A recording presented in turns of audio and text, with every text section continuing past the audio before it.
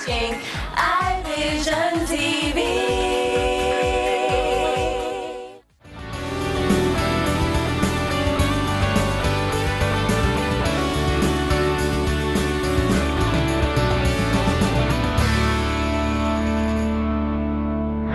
Welcome to Michael Etienne At Large. Americans are known around the world for their love of liberty and democracy. Many Americans have fought and died to protect our system of government and our way of life. Free elections are central to that system of government. Together with safeguards for protecting individual rights, free elections are the heart of American democracy.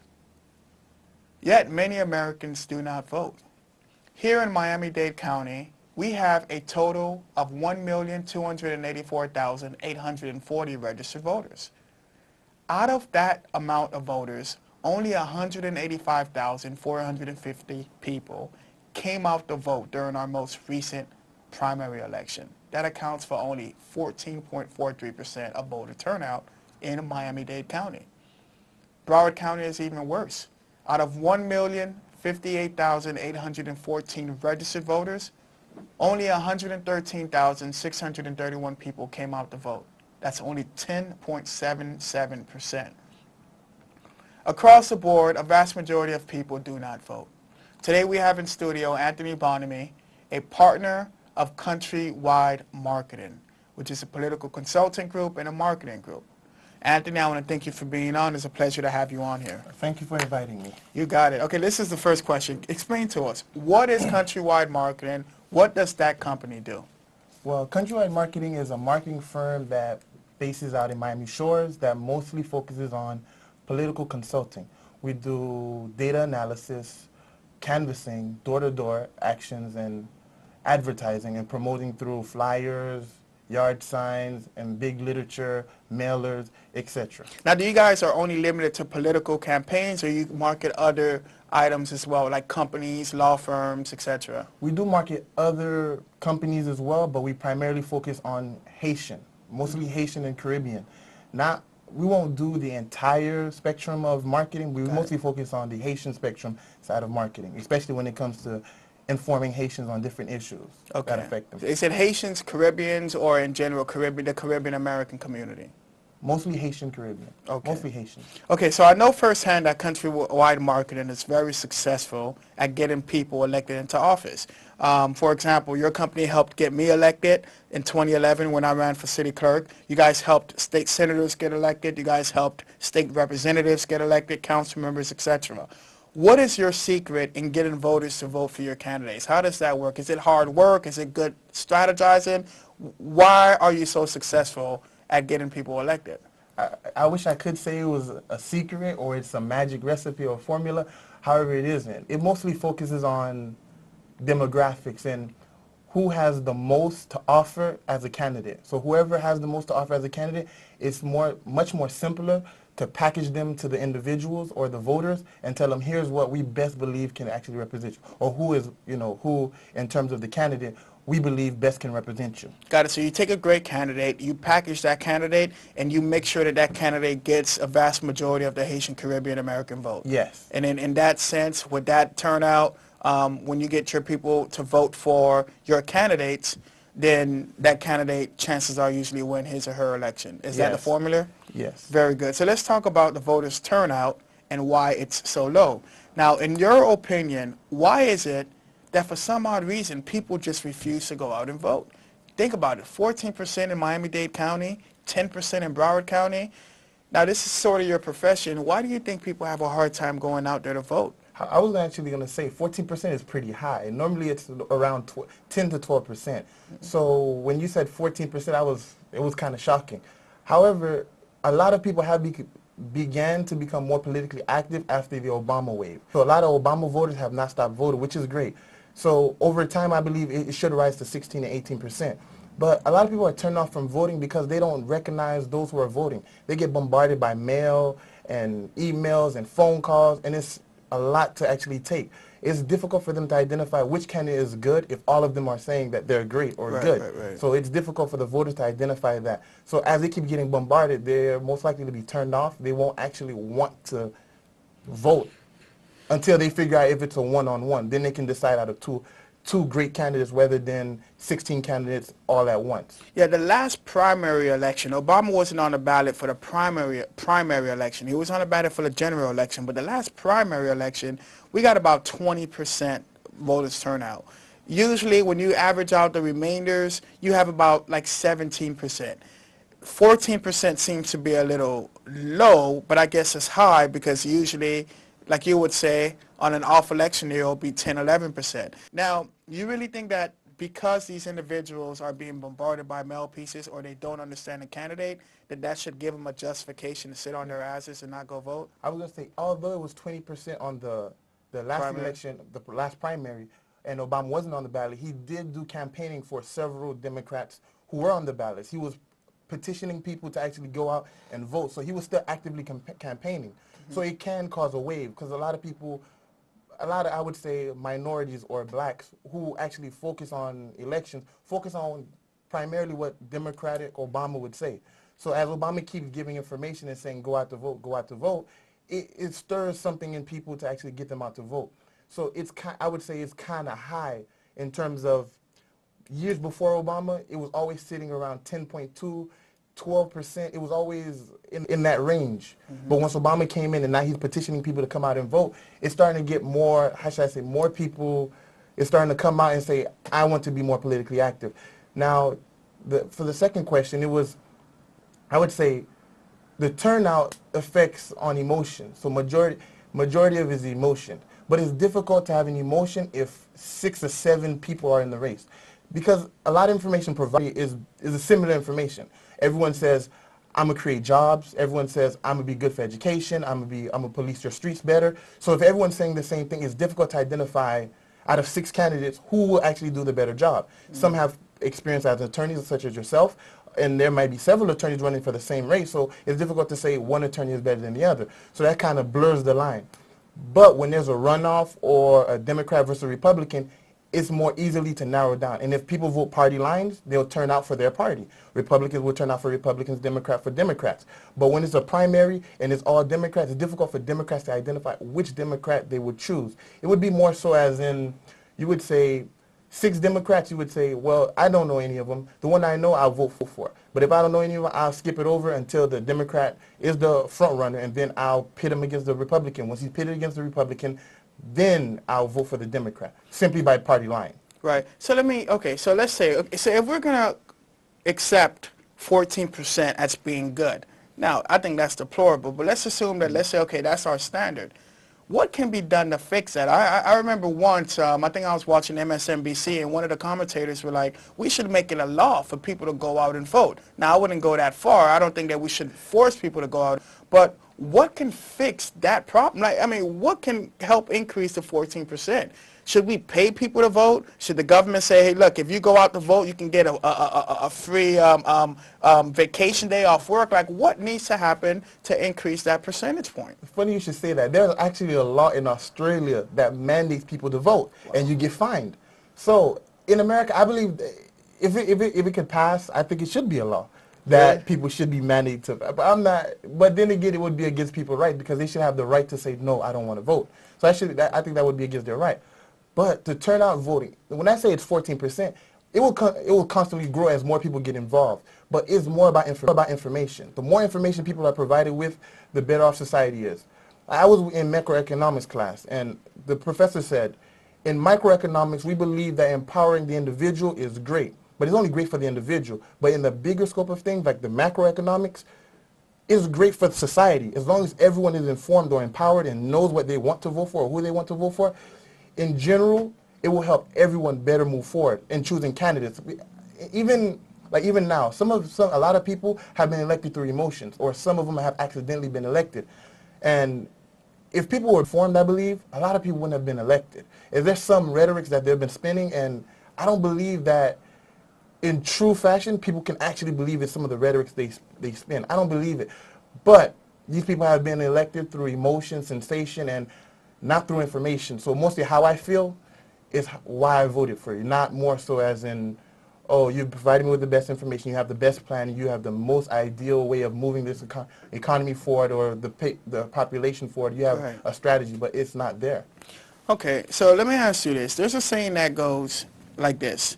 A community that votes is a community that commands respect. Do you agree with that statement? And Yes, if I so, do. why? Yes, I do agree with that statement. The reason I primarily agree with that statement is because people start paying attention to voters. A lot of, like I was mentioning the rhetoric earlier, a lot of the rhetoric that is spin is because based on the voters' emotion. So John Boehner, he says a lot of outrageous things, but he's catering to his base. So those people who tend to vote for him want him to say those crazy things. And it's similar to, I can bring it locally. For example, the mayor's race. There was no true platform. However, it was catered to the base that people wanted someone to represent them that had a profession of somewhat of a profession that they could actually look up to. No one had a clear-cut plan or say, here's what I'm going to do when I arrive to the city. I'm going to do X, I'm going to do Z, I'm going to do Y.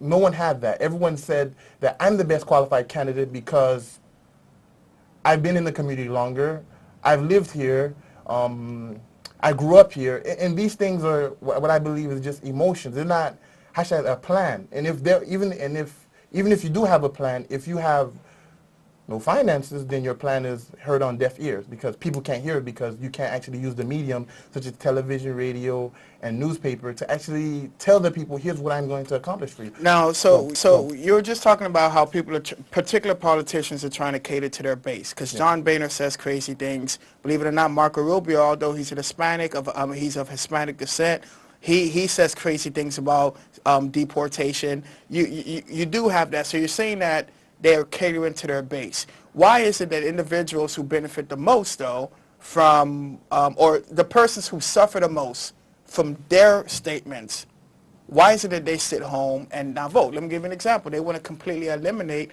the concept of financial aid for students. But yet a lot of minorities, both Hispanics and blacks, who depend on financial aid, they don't come out to vote. So why is it for some odd reason that John Boehner can try to cater to his base, but the people who are catering to the base of the minorities who depend on certain programs, it still fall on deaf ears? They don't come out to vote. It's more so about information than finance. So it's the information. The people who need the services don't get the information. So if they don't get the information that their financial aid or their food stamps or their welfare are in danger, they won't care. They won't be active. But once they realize it is for the teachers union. Okay, well, let's keep that. Let's stop there. Okay. We're going to take a quick break, and we'll come back and pick up right where we left off. You're watching Michael Etienne at Large. We'll be right back.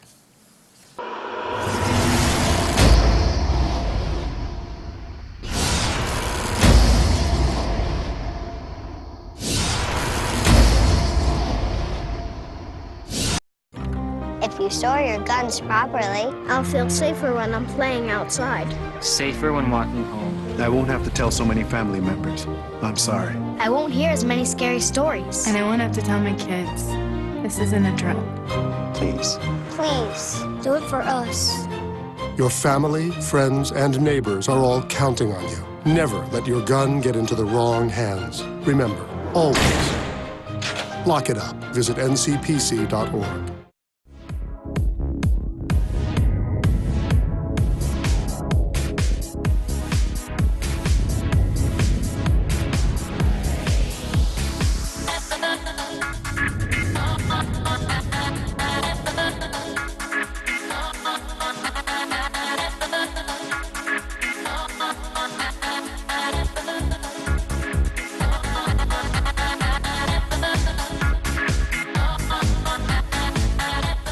You're watching iVision TV.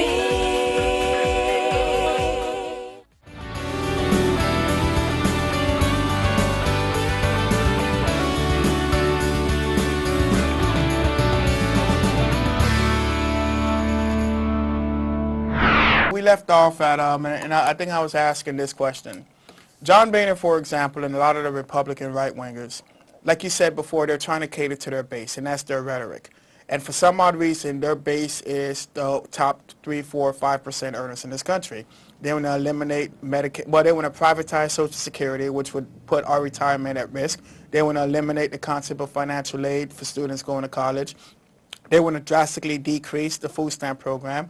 For some odd reason, despite the fact that these individuals catering to their base will affect adversely the base of the people who are dependent on these programs, those people still don't come out to vote despite the fact that their programs that they're dependent on is at risk. Why is that? Why is it that for some odd reason minorities, both Hispanics and blacks and poor whites, are not taking heed and understanding that John Boehner and a lot of these Republicans are really trying to turn their lives into turmoil, and they're simply staying home and not vote? Why is that the case? That's what I was saying earlier. I believe it falls on information and finance. The people who do need the services don't get the information that their services are being threatened. So because they don't get that information, they don't turn out. I was mentioning earlier the teachers union. The teachers union once realized that their pay was going to be affected by the performance of students. Once the union realized that, they told the teachers received that information. Tallahassee, in the state of Florida, was bombarded by teachers, part-time workers, full-time teachers, paraprofessionals. Everyone was in Tallahassee against that particular bill.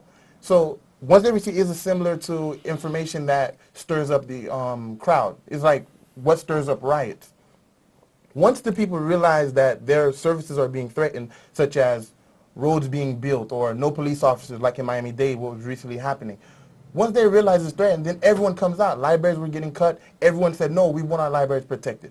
However, a lot of them may not read or go to the library. They still want it there as a service provided to them.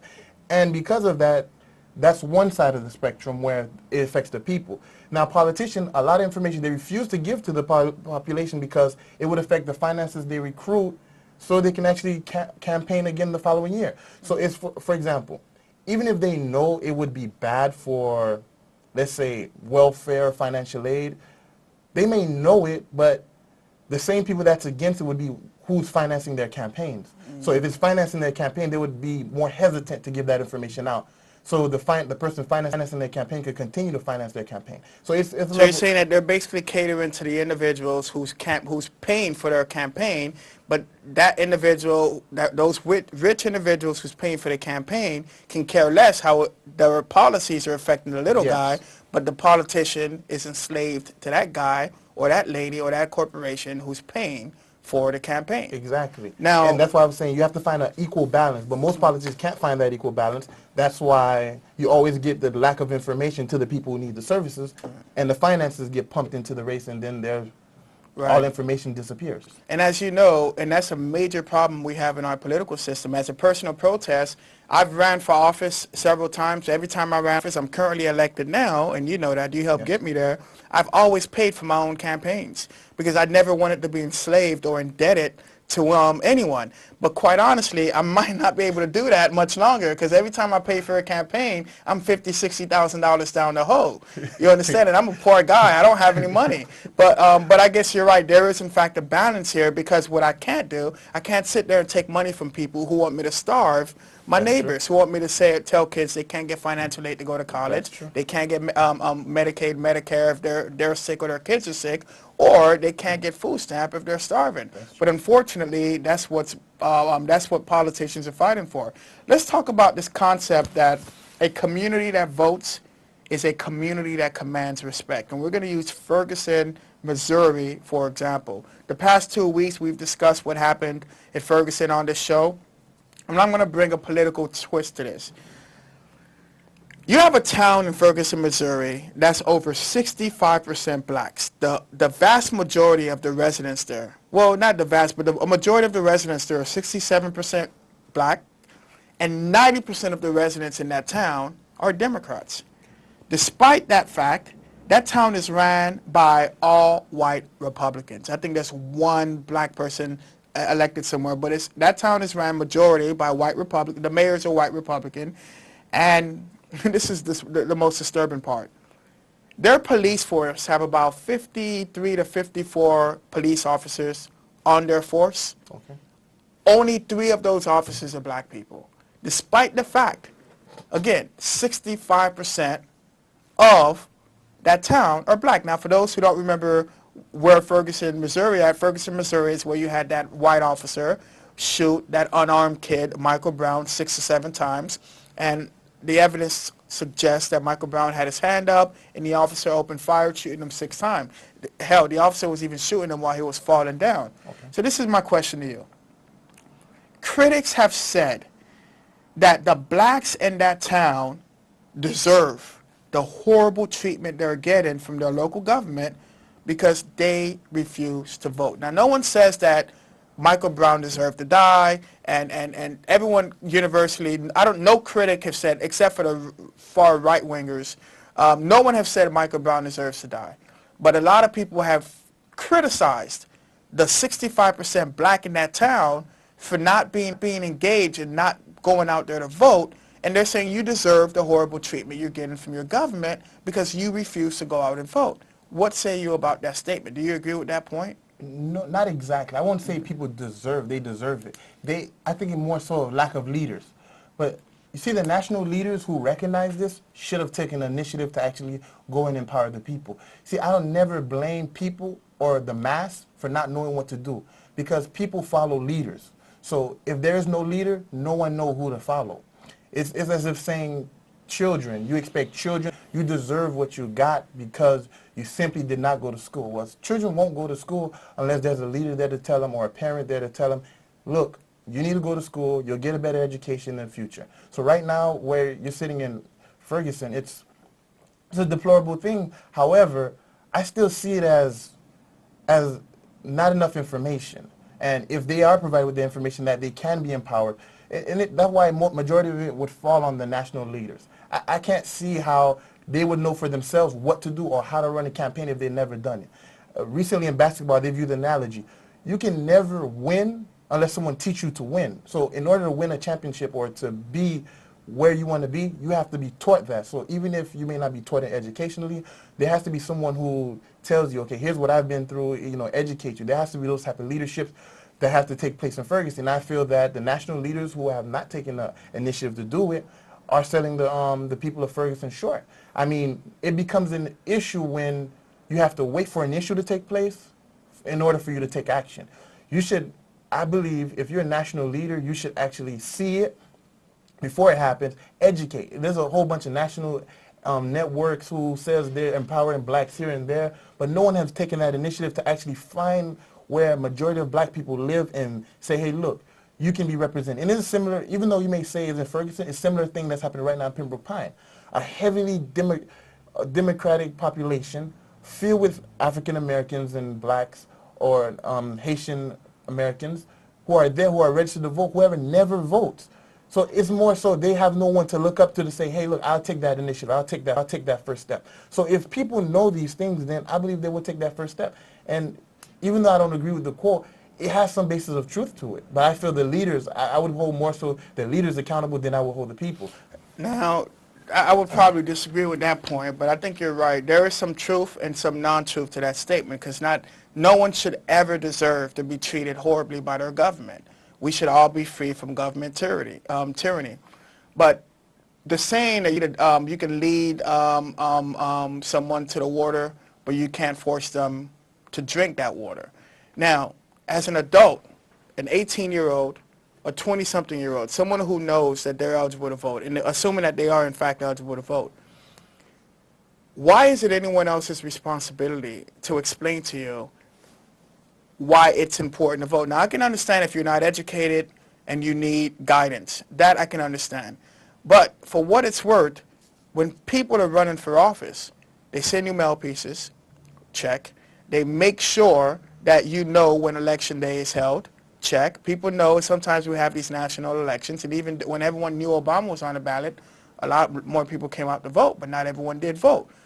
Why shouldn't that individual take responsibility for not voting? Why shouldn't that individual say, you know what, the reason why I'm in a town where the police officers do not respect me is because my neighbors and I do not go out to vote? Why shouldn't that person have to face the responsibility of not taking the initiative to go out and vote? Why should it fall on the head of the leaders? That's what I was saying. It's similar. It's similar to what I was saying about winning a championship. I don't believe they do not want to vote. They just don't know who to vote for. And since everything is sensationalized, it's more of a popularity contest than anything else.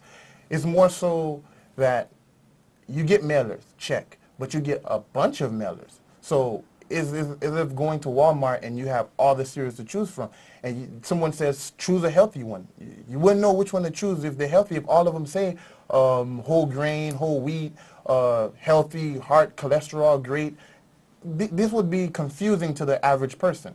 So the average person not informed about the reason it falls on the leaders, and the average person that is not, you know, up to date with politics, the reason it falls is because the leaders know who they should choose or who they can recommend for them to choose. Even if they may not say choose so-and-so, I recommend so-and-so. The reason I endorse so-and-so is because so-and-so has done this or done that. So it falls on the leader to do that. And here's to the individual. Here's why I defend the individual, because the individual I always see as this. They believe that governments work from the bottom up. And it should. That's how the government was built. However, it's not working that way. It's actually working from the top to the bottom.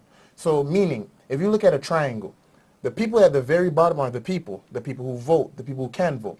But once they elect someone who goes to the top, the person now creates rules that they feel is best for their own interests, not the people who elected them. True. And we're talking about for the poor areas, not the John Boehners. The John Boehners actually are held accountable for their actions through big financing. But for the poor areas, or the low-income areas, when you elect someone and you send them up, they get elected, and then all of a sudden, special interest gets involved.